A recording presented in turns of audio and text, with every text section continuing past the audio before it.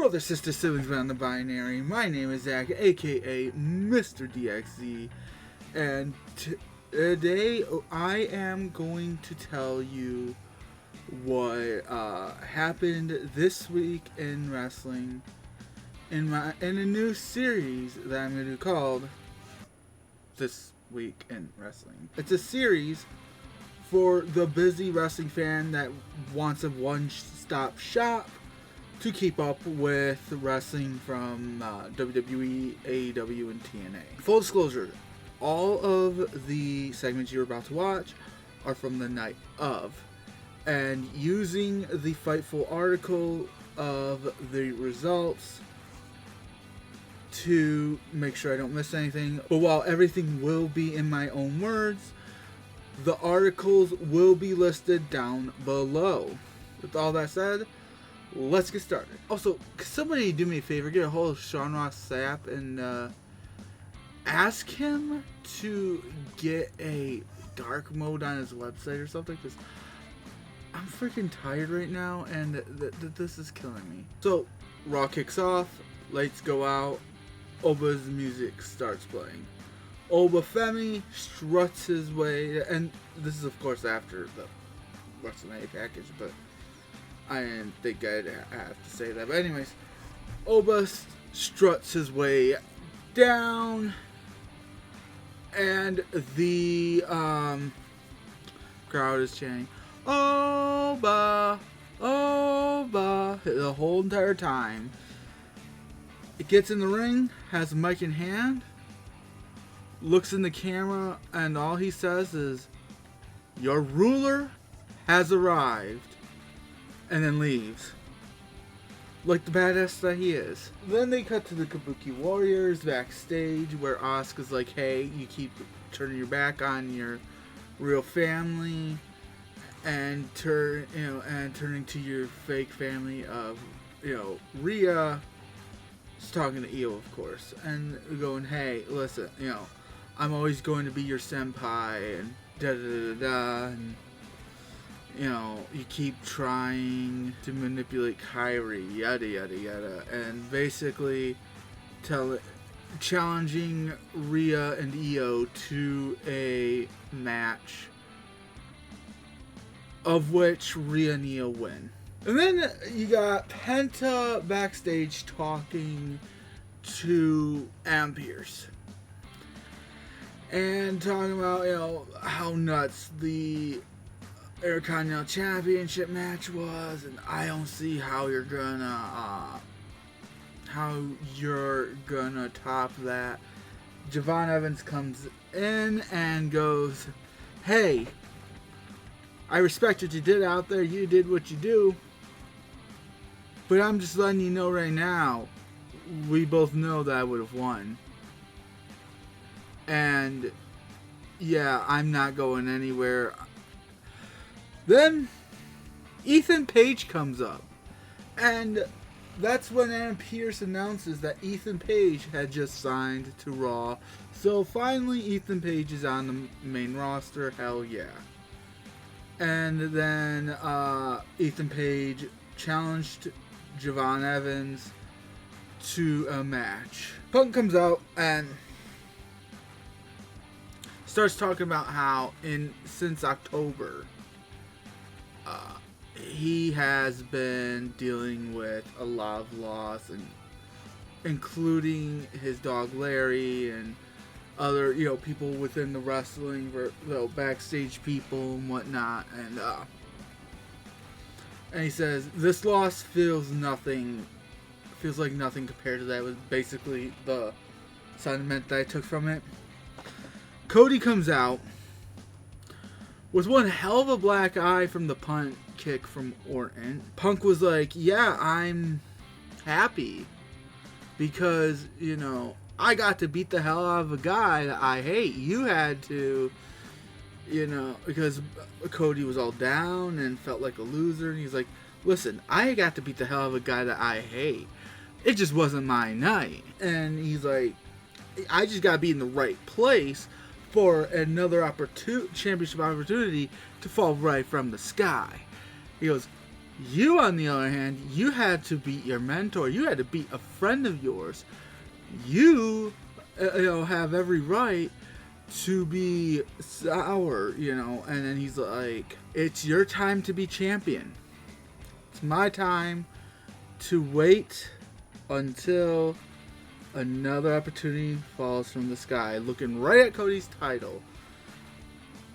And as Punk is leaving, Cody's like, hey, Punk, just say when. So it sounds like we might be getting Punk versus Rhodes at Backlash, which I am here for. And then we get to the Ethan Page versus Jamal Evans match, and it was a pretty nice match. Anybody that has seen these two face off in NXT would know what to expect out of these two. And then Rusev interfered and costed Evans the match. Even though Penta tried to make the save,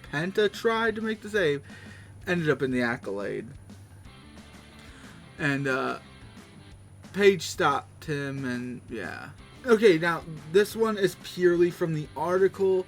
I don't remember this one. I love Danhausen and his antics, but I might have been away to get a drink or something during this.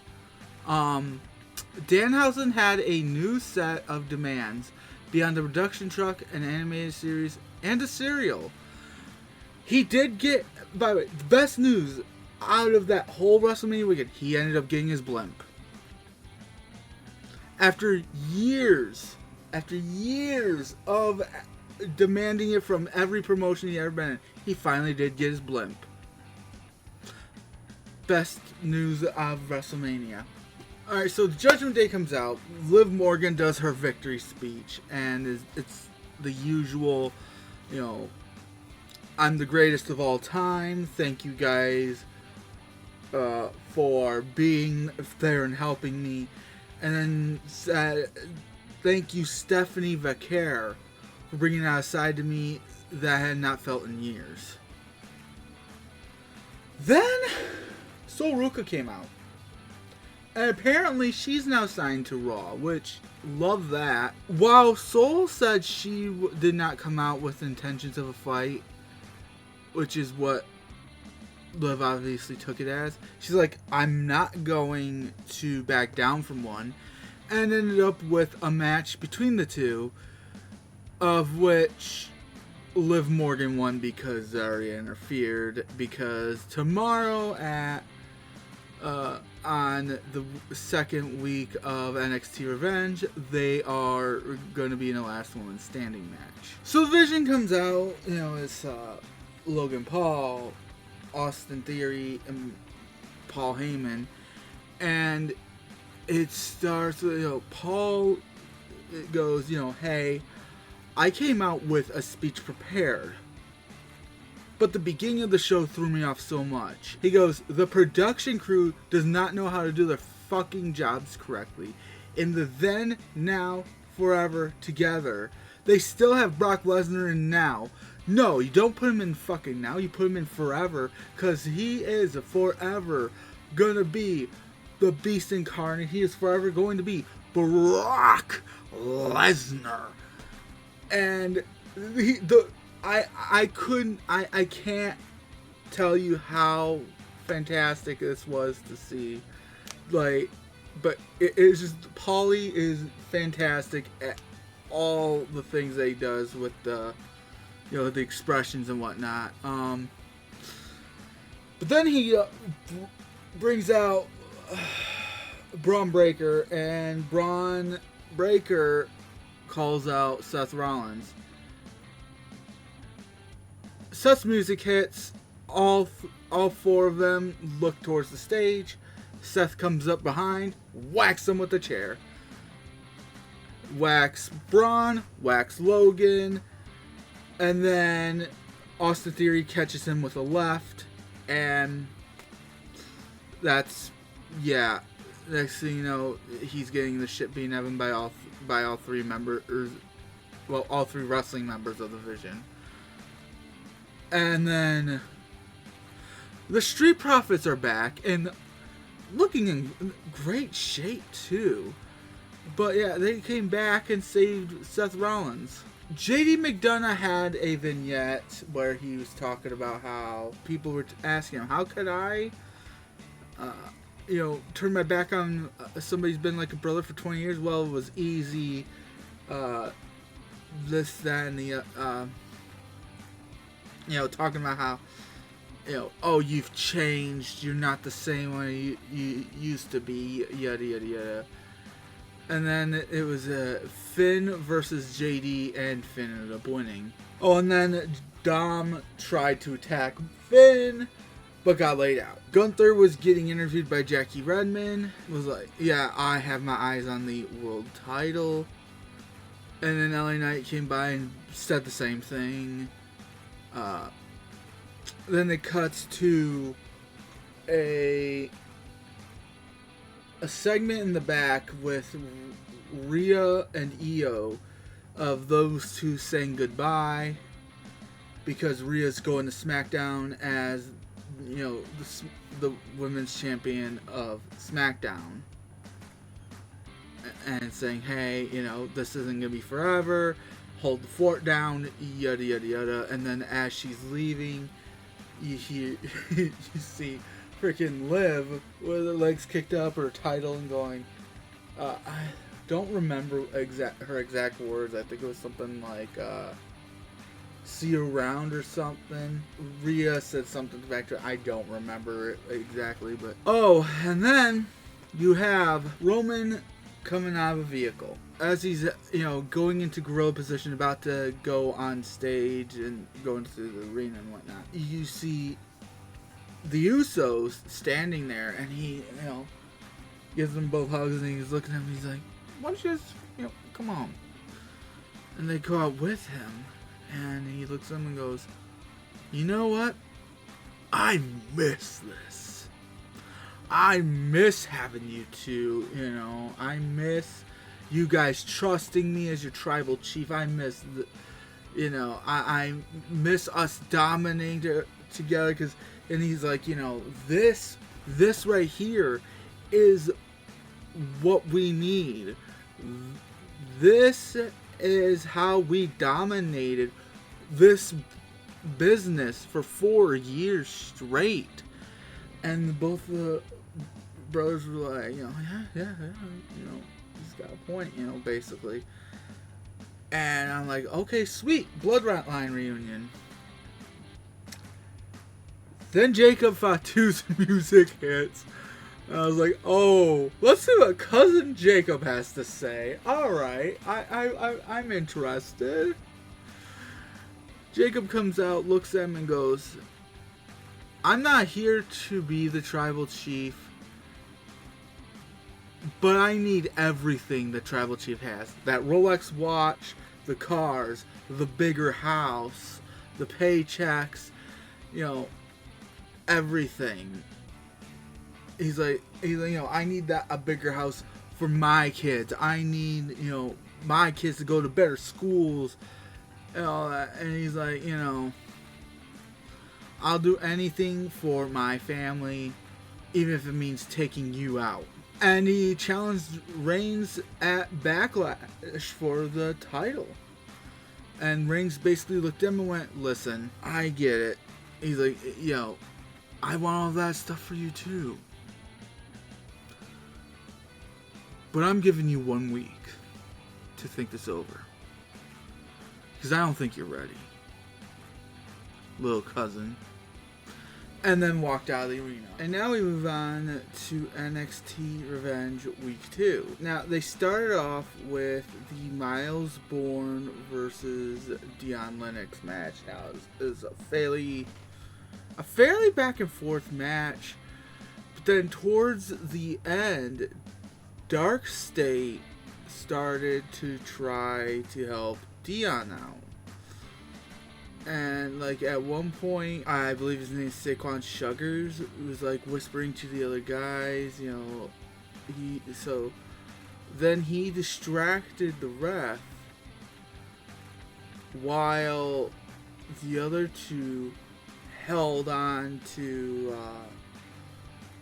Dion's arms or arm or something that way, so Miles couldn't pin him and stuff.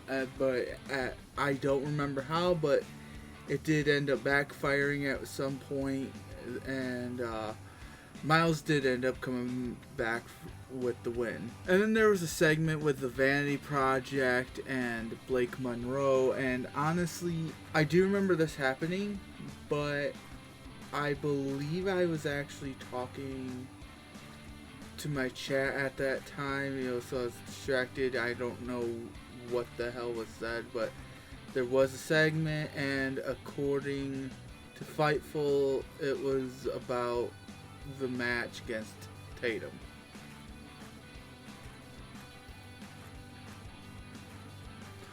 Oh, and then there was a backstage segment of Tatum and Shiloh Hill sitting there on one of the equipment cases, and Tatum was like, "Hey, I saw you at participating in the Andre the Giant Battle Royal." He's like, "Yeah, it was cool, yeah, and and then he was like, it's gonna be. I bet you're excited to finally put this whole thing with Blake to rest." And she's like, "Yeah, but I am, I'm a bit sad because that Vanity Project's gonna interfere." And Charlotte's just like, he's just like, "Oh, let me handle that real quick." Then we get the Keanu Carver and Joe Hendry match. Oh god. So Joe Hendry, who by the way, it was revealed last night that he has signed to Raw. But Joe Hendry did get a few hits in. But other than that, it was basically a complete and utter squash. Especially at the very end when he just kept beating Joe Hendry. And Keanu won by referee stoppage, okay? And then there was this vignette for this 80s rocker girl named Lizzie Rain saying that she was gonna debut in NXT next week. And then there was the Speed Championship match, Lexis King versus EK Prosper. Now, King won but with the help of Birthright. And then they cut to the back, and Saquon Sugars comes up to the guys, to Dark State. And I think it was during the Shiloh and Tatum thing where it showed Saquon talking to Stone. You didn't hear the whole conversation though, just the beginning, and then Sugars comes in and says, "So, I got us a rematch." Dion's like, "Oh sweet, thanks man, I appreciate it. It's gonna be, I can't wait for that rematch, for me to get that rematch." And Saquon's like, "Yeah, about that. The rematch, it's for me." And he's like, "Yeah." And they're like, "Wait, what?" And Saquon's like, Look. I was trying to get it for you.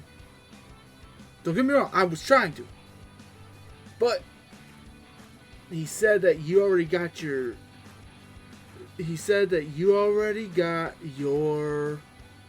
rematch. You already got your match. You already got your opportunity. If Dark State's gonna get another opportunity, it had to be me. And then basically went, hey, you did say as long as Dark State has gold within it, then it's cool. Unless you're lying about that. He's like, no. Of course, I meant that. Yeah. And then we get to the NXT Women's North American Championship match, being casket match, and the whole time commentary was talking about how, this is the First time since Royal Rumble of '98, I think it was,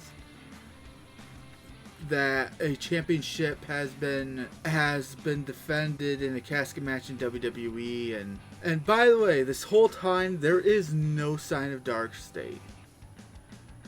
No sign at all. You know, they do, of course, do the usual back and forth into the casket. At one point, both of them end up knocked into the casket and the lid closes. And, well, I don't know if this was on purpose or by accident or what, but both refs were like, no, that doesn't count, that doesn't count. So, part of me thinks that both, it might have been an accident, so I don't know. At some point, I think it was actually when they both got knocked in, Blake Monroe came out and she went to go shut the lid, and the whole time her version, her replica of the Women's North American title was in the casket, and Tatum had used Blake's replica title to stop the casket from closing, and I think that was a brilliant idea. And but anyways, Tatum did win the match. Okay, so before there was a segment with Jackson Drake and basically all of Vanity Project going on a date and getting stood up. And then this he's sitting there, and then there's this woman that's like, did you just say you got stood up? So she sat down with him and had the date. And according to Fightful, this is Micah Lockwood. I am unfamiliar with her, but I'm just putting it out there. Homegirl does have a name. Anyways, so they're sitting there, and you know,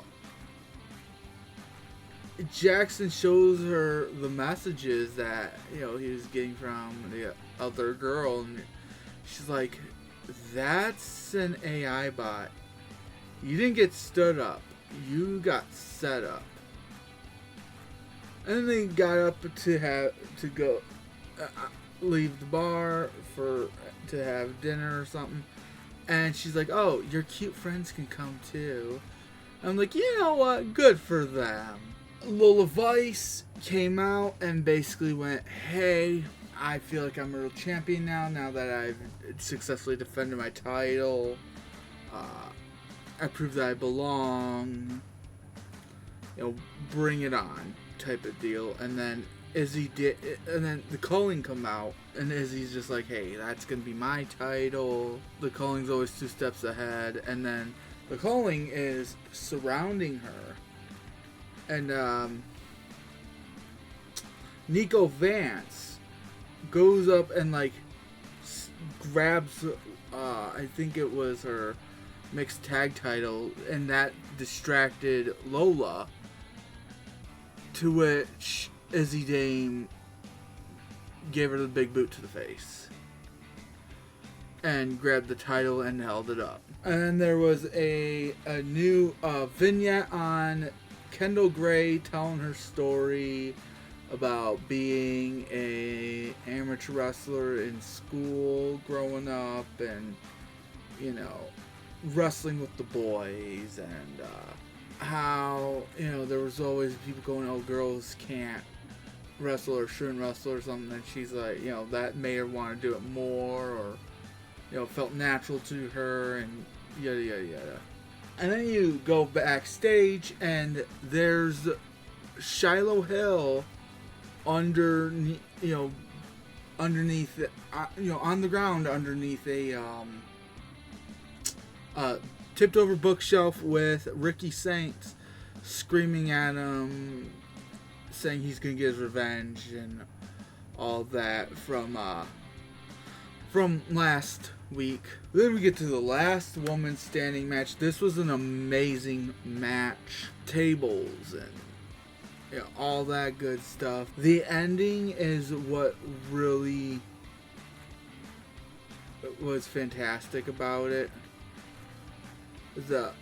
They got into the perch thing, the thing that they, use high up for dramatic effect or whatever. And Soul originally had Zarya on 2 tables and went up there and like kind of separated a chain, and right as she was about to jump, she looked down and Zarya was gone. Zarya ended up behind her, was about to spear her, but Soul jumped over her. And I think that was when Zarya was about ready to, fall back, and then Soul grabbed her hands and looked at her. Now, with the way that this looked, I personally thought we were going to get a Lion King reference, and that Soul was just going to look at her and go, "Long live the Queen," before shoving her down into the tables. But no, she just kind of pulled her up, and they hugged, and it looked like Zarya was about to cry, and that the whole time, and you could even look back at the footage of this. I just looked and I was like, Zarya's gonna push her, isn't she? Zarya's gonna push her. Zarya's gonna push her. Yeah, Zarya's gonna push her. Zarya pushed her. And on the way down, it looked like she went through one table. It looked like she smacked the back of her head on the other table, which, ouch. And she was down for the 10 count. And now Soul gets to go off to Raw. And now Zarya has some momentum down in NXT. So hell yeah. And now we get to AEW Dynamite. Now, full disclosure, I was having some technical difficulties during the first few segments.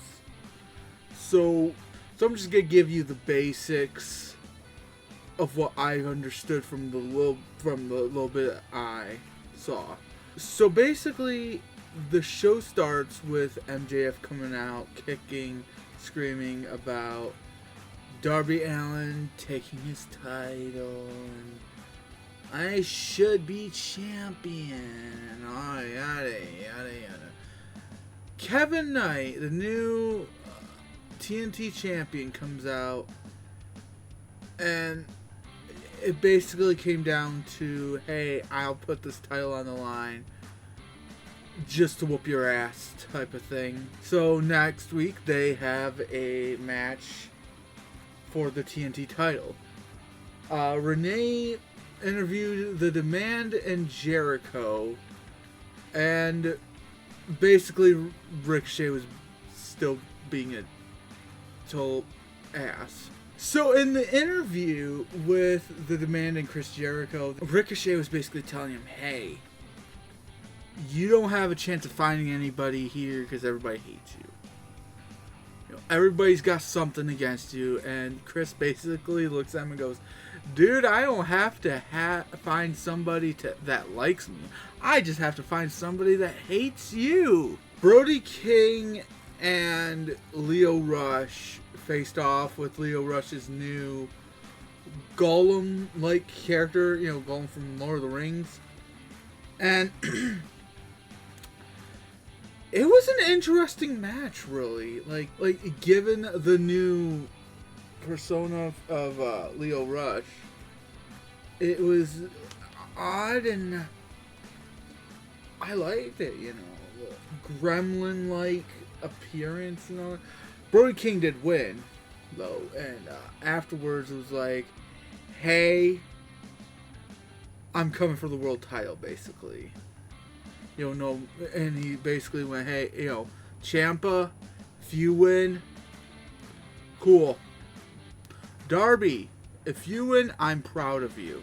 Then they cut to Renee interviewing Tommaso Ciampa, and he's like, oh, I've been told all these things throughout my career, I'm not big enough, I'm not strong enough, I'm not this enough, that enough, and basically ended it with, hey, I need this win. I'm going to win. And then we got to Cope cutting a backstage promo saying to FTR that, hey, me and Christian versus you two in a New York street fight for the AEW world titles, and to make it much more sweeter for you, because I know the type of guys you are.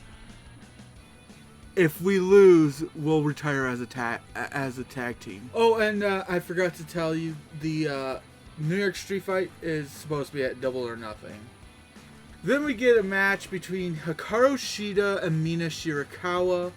Now, this was, I believe it was during this that, either this or towards the end of the Cope segment that I started to actually get my tech issues resolved. Hikaru Shida came out with Chris Statlander in the corner, and they had a very, pretty good match. And it ended with Mina Shirakawa getting frustrated to the point where she grabbed Hikaru Shida's kendo stick, and Chris Statlander just snatched away from her, distracting Mina to where Hikaru Shida could capitalize and win. And then there was a video package on Kazuchika Okada basically saying Konosuke Takeshita has no chance of beating him at Double or Nothing. Then we get a match. Will Ospreay versus Mark Davis. The story that was told in this one. Okay, so they were telling the story of, two friends, one with an injury facing off with or two former friends, I should say. One with an injured neck facing off against each other. Because, you had Mark constantly, targeting the surgically repaired neck of Will Ospreay, and it was just brutal. Like, it was almost like if you did not know wrestling was a work, you would actually think he was trying to end the man's career. Like, this was to the point where the match ended not in a referee stoppage, but the doctor's stoppage. I'm trying to remember what the last straw was. I want to say him being on the, I want to say the apron. I know it was outside the ring that the doctor was like, no, we gotta cut this out. And then, old Marky boy decided to try to target Will Ospreay's neck some more. Went to go position for a pile driver or something in the middle of the ring. And as soon as he turned around, he saw Marina Shafir. He turns around again, and there's Jon Moxley, and then next thing you know, there's Daniel Garcia, Wheeler Yuta, Claudio Castagnoli, all of the Death Riders surrounding the ring and getting inside, and he just kind of slowly dropped Will and just left as the crowd is chanting, "You fucked up," at him. And what was odd about this is that the Death Riders grabbed Will Ospreay and carried him out of the arena to do what? I don't know, but he was on, if I remember correctly, Claudio Castagnoli was carrying him in a fireman's carry through the crowd, and I don't. Last I checked, we still have not gotten an answer on what was going on there. Alex Windsor was backstage talking about the Triangle of Madness, Thekla, Sky Blue, and Julia Hart. And I don't think I was quite paying attention during this because I think somebody came into my chat. But at some point, Persephone came in and agreed to be the backup for Alex Windsor against people, whoever from Triangle of Madness. Then we get to the return of Samoa Joe and him facing some dude named Cody Chung. Rumor has it they're still scraping Cody Chung off the mat. They cut to backstage where Jericho's coming out of a dressing room and they're like, and Renee's like, hey, did you find your partners? And he's like, oh yeah, I was just talking to them. Out comes the Hurt Syndicate. So yeah, it's going to be Chris Jericho and the Hurt Syndicate against The Demand. That's going to be fun. Darby Allin came out for his World Championship match. But he was about to cut a pre-match promo. And then MJF came out, demanded his belt back, or at least a rematch, and then Darby Allin looks at him and goes, no. You're literally the one person that I'm not going to give one to until you have something online. And he goes, because unlike you, everybody else in the back actually deserves a title shot. Then the actual title match happens, and oh my god, it's a bloody mess, and it's freaking amazing. It was an amazing match. Like, seriously, if you have time, go back and watch it, okay? Because it's great. But at one point, Tommaso Ciampa was sitting on the guardrail between the ring area and the timekeepers area, and freaking Darby Allin's crazy ass went to the top rope, did a diving fucking close arm to him, put him through the timekeeper's table, and freaking Tommaso Ciampa ended up with a bloody head. It was an amazing match. Please go watch it. It was great. And then afterwards, Brody King came out, looked at Darby and went, hey, I was serious when I told you I'm proud of you. We've talked about moments exactly like this. So next week, why don't me and you have a match for that title? And Darby shook his hand, and it's official. Next week, it's going to be Darby Allin versus Brody King for the AEW World Heavyweight Championship. TNA Impact. Let me start off by saying that I kept having the TV streaming app buffer on me like constantly, and honestly it was so frustrating. Like, the only reason that I even stuck around the whole time was literally so I could do this video. So with that said, I did, a lot of the information did get into my head, so I'm going to insert what I can, but I'm just saying, if somebody says, if you hear from somewhere else that, an important detail that I did not mention, it's because I didn't see it. There was a lot of jumping around, buffering, and all that, because of my internet not, deciding to not cooperate. So it started with a match between Nick Nemeth and Bear Bronson. Now, the match seemed pretty well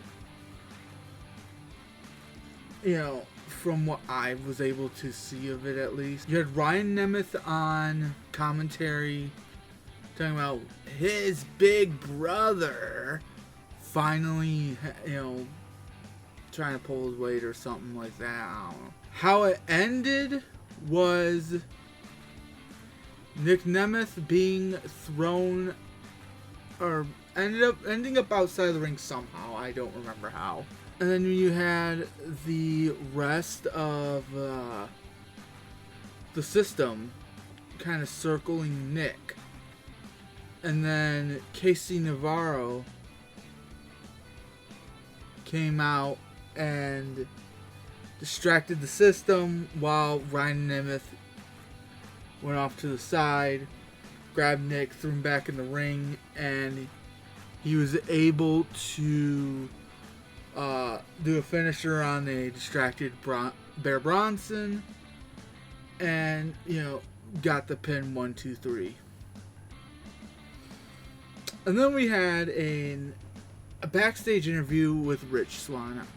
By the way, I don't know if I'll ever get used to seeing Rich Swann without hair, but anyways, he talks about how basically, from what I was able to tell, how he is going to win the title, and looked at BDE and said, hey, I want you to stay back here and take notes during my match. And he's like, I don't want there to be any sort of excuses. I don't want there to be any sort of distractions or anything like that when I beat him. And then we get to an Elijah concert. His music starts playing, and then you see a guy come out, as the commentary points out, seemed to have lost about 40 pounds. Had a fake beard, fake hair, and it was Frankie Kazarian. He went in there dressed as Elijah with the guitar and everything, and sat there as if he was about to do a concert, going, saying shit like, I'm sad because I will never be able to beat Frankie Kazarian, the king of TNA, and shit like that. And then, as it seemed like he was about to do a concert, lights went out, a guitar strummed, the lights went back on, and Elijah was behind Frankie, who was still dressed up as Elijah. And then Elijah started choking Frankie with a guitar strap. As this was happening, you had commentary talking about how, last week, Elijah asked Daria Ray? I don't remember. I think it's Daria Ray. Anyways, asking her for a match, and she refused, and he sat there and said he's got, this is him taking, things into his own hands, and da-da-da-da. And then Elijah said, basically told Frankie, you, guitar strap match. EC3 cut a promo on Eric Young with a chair wrapped around his neck from last week. I didn't get much of it because, again, cutting in and out. This one, okay, so the promo that Tessa Blanchard, I only caught literally the tail end of it, of her saying, the undead realm is now gonna have to face me in my realm, or something along those lines, or in the real realm, or something like that. And basically having the undead realm girls face her and her goons. And then you had Matt Hardy versus Dutch, and during this match, Jeff Hardy and Vincent were banned from ringside. Mind you, this is a regular match, so when Dutch came out first, was staying in the ring waiting for Matt.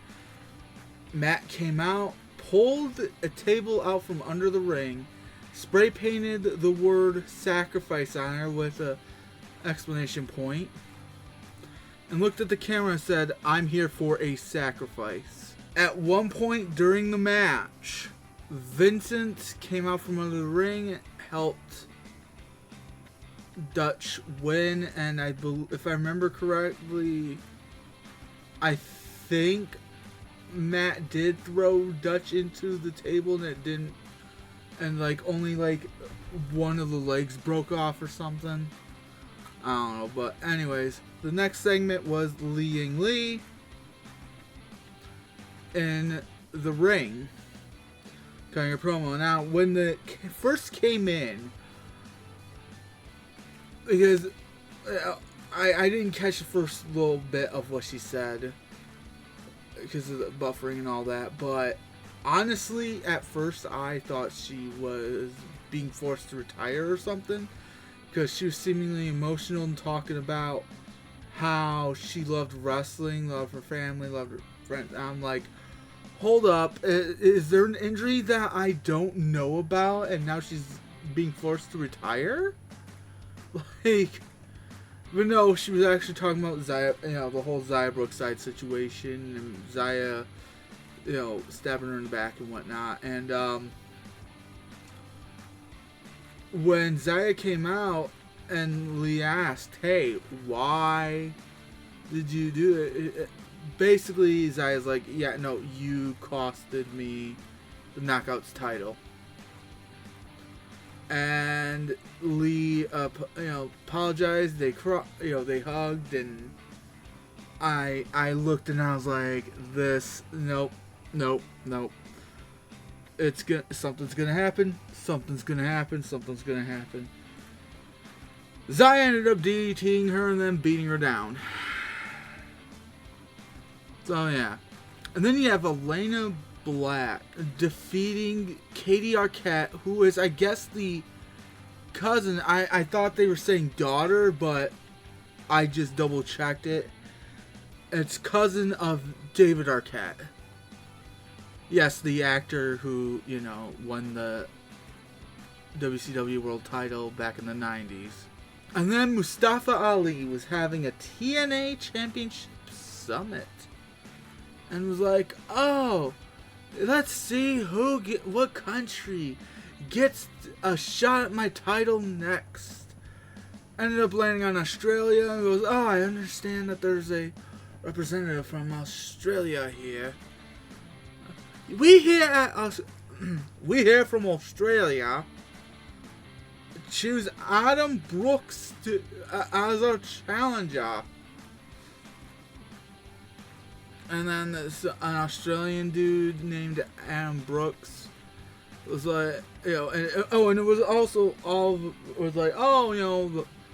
the international indie people, I guess. But anyways, Adam Brooks is like, oh, I'm looking forward to our, I'm looking forward to our match next week, and then called him some sort of Australian insult that I am unaware of. My internet had cut out during this, but according to Fightful, the system cut a promo from the parking lot. So I don't know anything about that. I didn't hear. I don't remember seeing a promo from them from the parking lot. The TNA World Title match. It was a nice match, actually. It was a nice match that had a lot of back and forth.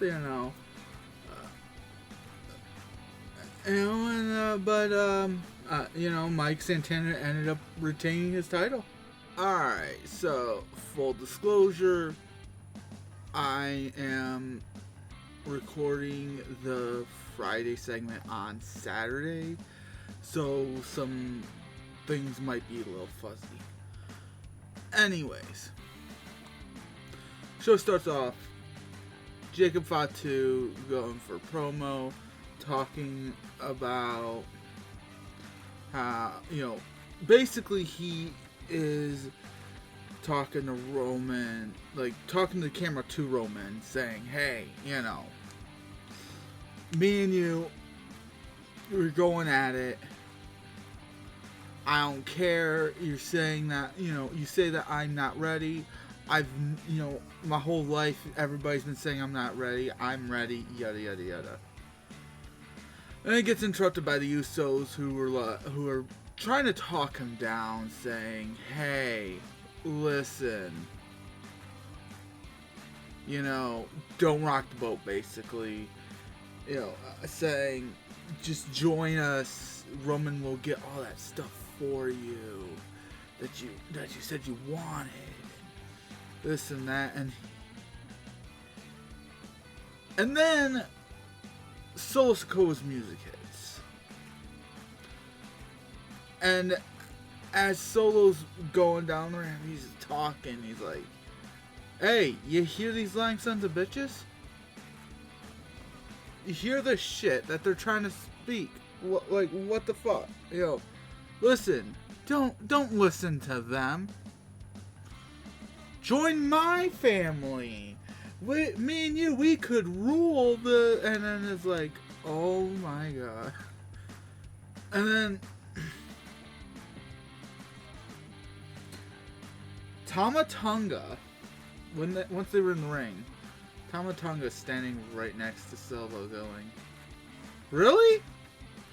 You're inviting him into a family? He can't even beat you! Tama Tonga goes down. Jacob Fatu looks at Solo and goes, oh, you think I can't beat you? Me, you, tonight. We get to a segment, or a backstage interview segment, where I believe it was Kathy Kelly interviewing Julia and Kiana James, and she's like, hey, we're here, the SmackDown after WrestleMania, it's a big night, yeah. And Julia's like, yeah, the Friday after WrestleMania and not WrestleMania. As she's looking up at Kiana James and saying, I should have been. And Kiana's like, listen, okay, I couldn't, my wonderful negotiating skills, which I did use, could not get you into this match. I could not get this match on the WrestleMania card. Okay, I'm sorry. And then, Julia just huffs and walks off, or whatever, and then Kiana just looks at Kathy and goes, it says something like, we only fight when you're around. Why do you ask such, why do you ask such polarizing questions, or something like that? And anyways, U.S. Women's title match, Tiffany Stratton beats Julia. I'm trying to remember how. I think Kiana did try to interfere, but it backfired or something like that. I can't exactly remember. Anyways, oh my god, this segment. So, Danhausen is walking around, right? He's walking around in this rich stoop in the middle of the desert, and he's like, I found it. Shows the camera. It's literally a picture that it was literally like a freaking white line picture, map of the U.S. with an arrow pointed in Nevada saying The Miz on it. By the way, this is how I found out that Miz and Maurice live in Vegas now. Fun fact. But anyways, Miz opens his front door and goes, "What the hell are you doing here?" He's like, I don't remember. And then, next thing you know, Danhausen disappears and it ends up behind Miz in the house. And then he's just wandering of the house, ends up in the pool. And then he's like, get out of my pool! And then he ends up in the other pool. He's like, you're still in my pool! No, I'm not. No, I'm not. I was in that pool. Now I'm in this pool. You got two pools.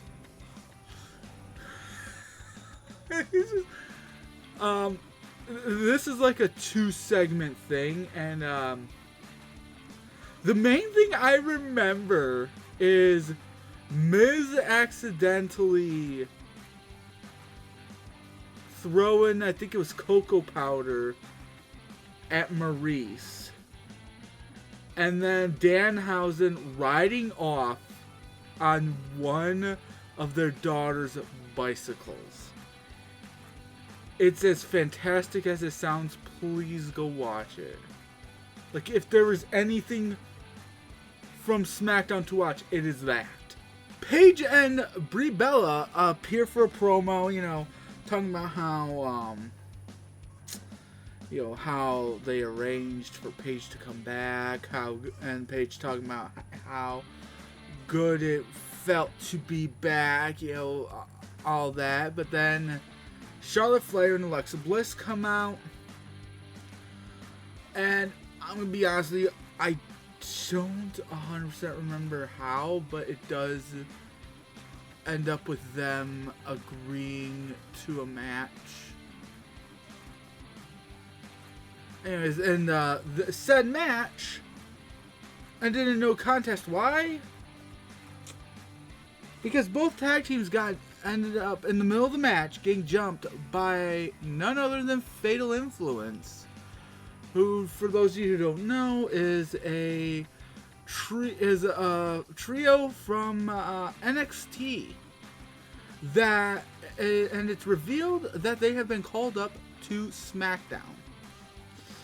And their first, you know, big hello world, you know, thing was laying out those 4 legendary women as WWE pipes in loud boos. Yeah. I don't know if they understand that kind of takes, that like when you actually pay attention to the crowd and can see that not many people are boo, like loud. I don't think they understand that kind of takes away from the moment.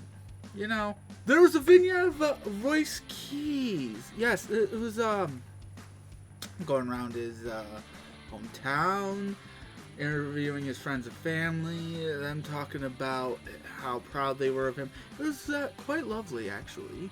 Cody Rhodes appeared for a promo, still sporting a black eye from Orton, and I'm not gonna lie, I was distracted during this promo, so I don't I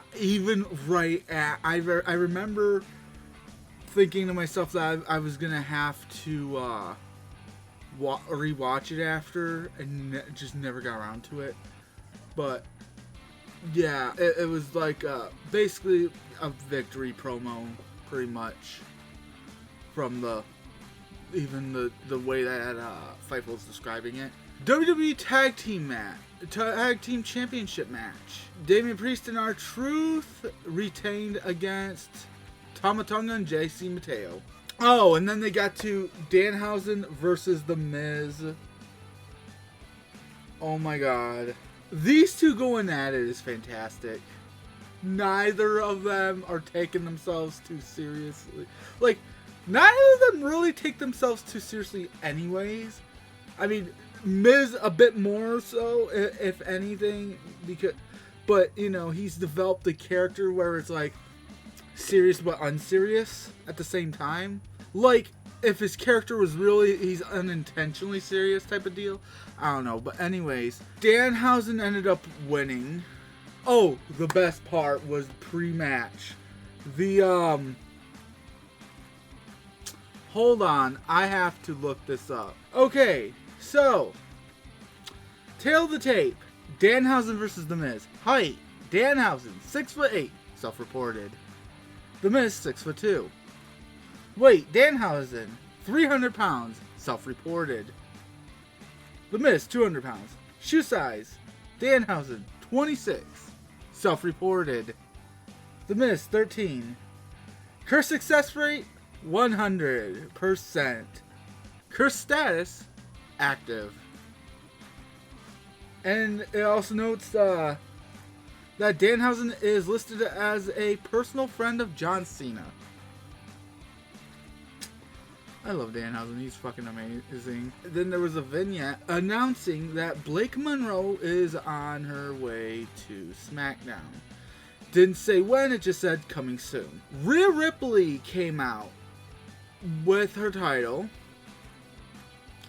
And, you know, she started to cut a promo saying, hey, I'm a fighting champion anytime, anywhere, yada, yada. You know, if any of you ladies want some, come get some, basically. Fatal Influence came out. And JC Jane went, ha, ha, ha. Alright. Count me in. And Nick Aldis came out and went, alright. I'll get a ref. Then, I believe technically Rhea would have won on a disqualification. Because of course, Fatal Influence, right as Rhea Ripley was about to pull off a riptide against JC Jane, Fatal Influence jumped Rhea. The Usos, okay, so it cuts to a backstage. The Usos go up to Jacob and they're like, hey man, we just want to let you know we got your back. Jacob looks at him and just straight up goes, man, I don't need you to have my fucking back. The hell you talking about?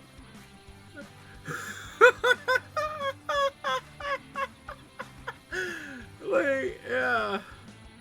Then it cuts to the trainer's room where Rhea comes in and, you know, just kind of hobbling, you know, after getting beaten down. And then there's Charlotte and Alexa, you know, just sitting there, also getting checked out after they got beat down. And Rhea just looks at them, and Charlotte just looks at her and goes, do we have a problem? And Lex is like, yes, we have a problem. We have a Fatal Influence problem. They talk for a little bit, and then Charlotte's like, I'll take care of her next. I'll take care of JC Jane next week. And then she leaves, and right before Lex follows her, she looks at Rhea and goes, I'm sorry, don't take it personally. She's just like that, before leaving. Then in a vignette, they announced that Ricky Saints will be debuting on SmackDown next week, which, by the way, I freaking called it during my Raw watch along, because right as Ethan Page showed up on screen on Raw and was announced as the newest Raw signee, I sat there and said, let me guess, Ricky Saints is going to SmackDown. I was right. Just wanted to point that out there. Or just wanted to point that out or put that out there. Whichever one you feel like best fits there. Okay? Okay. And then they get to Jacob Fatu versus Solo Sikoa. Okay, so Jacob Fatu does end up beating Solo. And then... And by the way, this is with Jimmy and Jay on top of the ramp watching. And then MFT starts jumping Jacob. And just as, you know, it was starting to seem really grim for him, you know, because they brought in 2 chairs and whatnot. Next thing you know, Jimmy and Jay come down. They get on the apron, they're about to get in the ring. Next thing they know, Jacob is single-handedly whooping all 4 of their asses. And then hitting a splash on Tonga Loa through the announce table. Yeah. It was amazing. And he basically looked at them like, I told you I didn't need you. Then we get to Collision and oh my god. So, you remember that situation that I had on Thursday with all the buffering and all that? Yeah, it happened again today. I didn't like it. I didn't like it at all. So, just like the Thursday segment, if this segment is missing any core, like any major detail that you find out later on or something, it's because I did not see it because it kept buffering and jumping. All sorts of shit. So, yeah. Alright, so we have the conglomeration was backstage doing an interview, and then got interrupted by FTR. I don't know what all was said, but I do remember them telling the conglomeration something along the lines of, we know you're going to lose those titles tonight to, hold on, let me see the, Hecatero, Lance Archer, and Andrade. FTR gets into the ring and they're like, hey, listen. You know, and they're talking to Cope. And he's like, listen. You didn't have to say all of that. All you had to do is put your guys' tag team ship on the line. And we would have had a deal. But I mean, hey, if you want to go out, I mean, shit. Instead of a New York street fight at Double or Nothing, why don't we just do an I Quit match? In the AEW Trios Championship match, the conglomeration does beat the Don Callis family. Then they air some footage from after, Will Ospreay got kidnapped by the Death Riders. They're in some sort of parking garage, and they have Will sat in front of John Moxley, and John looks at him and goes, hey. Honestly, with what I heard, it's just, the point, it just seemed all over the place. Like, speaking in metaphors and riddles and all that, but anyway, according to Fightful, it was basically him saying, you can be whatever you want to be. Which, including a weapon like pro wrestling has never seen. And that, which, by the way, maybe I was just so tired that I didn't want to understand what, I don't know, but, either way, then, oddly, John Moxley laid on the ground after handing Will Ospreay a steel chair and told the camera guy to leave before the decisions he made. I did not understand the point of this. But anyways, the Death Riders, which is Wheeler Yuta, Claudio Castagnoli, and Daniel Garcia, and the Dogs, David Finlay and Clark Connors, beat the Young Bucks and the Rascals. So there's an interview backstage with Harley Cameron, Mina Shirakawa, Chris Statlander, and Hikaru Shida.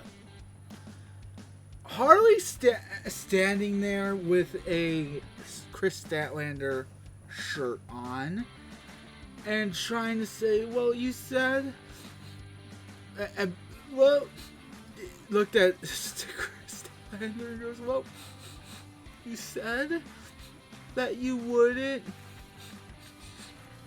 train me, and then and then Mina's just like, tell her you're sorry. And before Chris could say anything, Hikaru Shida is just kind of takes the mic and goes, oh, we're not apologizing for anything. We can beat, and it says something about beating the Divine Dominion, unlike you two or something like that. Or which is why we're gonna beat the Divine Dominion, something like that, and you can't handle it or whatever. Either way, everything that she was saying, Chris Statlander looked shocked at.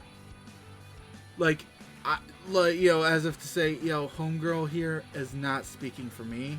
Then Chris Statlander went against a girl named Becca, spelled with a 3 instead of an E, and Chris Statlander defeated her. Divine Dominion, who's Lena Cross and Megan Bain, sat there and basically went, how was it that Lena Cross put it? No one can dominate us in this sorry excuse for a realm. Something like that. Anyways. Then Roosh defeated Priest, who is the basically the tag team partner of Dynamite Kid Tommy Billington. Apparently there was a thing where Konosuke Takeshita and Kazuchika Okada spoke about their match at Double or Nothing. I must have not been able to see that because Lord knows. Anyways. Sky Blue and Tekla defeated CMLL's Women's Champion Persephone and Alex Windsor. Now, how they did this was, I believe it was Persephone had Sky Blue on her shoulder, about to do her finisher. Thekla distracted the ref, and then Julia Hart came out of nowhere, lifted up Sky's hair, and did the black mist in Persephone's eyes, allowing for Sky Blue to pin her. Then Jack Perry retained his title, his AEW National Championship against El Clone. Apparently, El Clone, something like that. Anyways, is a old rival of Hologram from Mexico. Will Nightingale says she, I don't remember seeing this. Will Nightingale said she was continuing her open challenge. Anthony Bowens got officially welcomed into the Ops. I remember seeing something about them, a backstage segment, but I do not remember. Like I said, it was buffering, skipping, all that sort of shit. So I didn't see everything that happened. And then you have The Demand, Ricochet, Bishop Khan, Tola Leona, defeating Chris Jericho and the Hurt Business, Bobby Lashley and Shelton Benjamin. How? I don't know. Because the last thing I saw was Ricochet being put in the Walls of Jericho, and then my TV streaming program buffered, and then the Demand's music was playing, and Ricochet and Gates of Agony were exiting the ring. I don't know. I don't know, but anyways, that was this week in wrestling. Thank you so much for watching. If you enjoyed this video, like, share, comment, ring that notification bell. If you are a gamer like I am, go right up there. Click that little icon. Go to go subscribe to my gaming channel, and then I also have a Twitch where I game live. I also do my wrestling watch-alongs there, where I multi-stream them between there and here on YouTube. I love you guys. If there is anything that I want you to take away from my content, is that you are loved, you are valuable, and you are awesome just by being yourselves. Take care of yourselves and each other.